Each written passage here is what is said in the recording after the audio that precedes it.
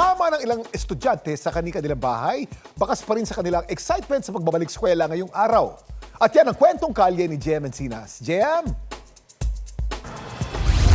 Hindi nga naging hadlang yung masungit na lagay ng panahon para hindi matuloy yung muling pagbubukas ng klase dito sa Navotas City. Sa Navotas Elementary School, halos 70% ng mag-aaral dito pumasok na ngayong araw. Naging evacuation din ang kanilang paaralan nitong nagdaang bagyo.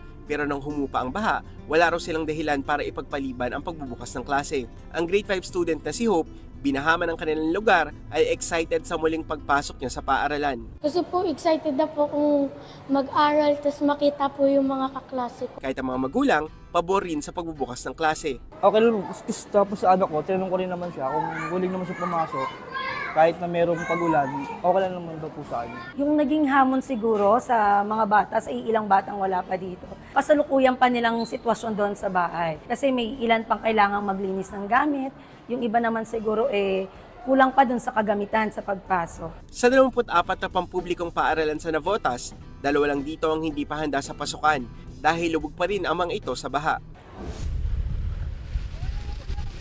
Nandito tayo ngayon sa Malabon National High School. Dito ang pagbubukas ng klase, ipinagpaliban muna ng 1 linggo dahil ang kanilang paaralan ay hindi pa nga raw handa. Kakaalis lang daw ng mga evacuee na pansamantalang nakisilong sa mga silid-aralan dahil malaking bahagi ng Malabon ay nalubog sa baha. Ang mga magulang, guro at estudyante rito ngayon pa lang nagsisimulang magbrigada eskwela.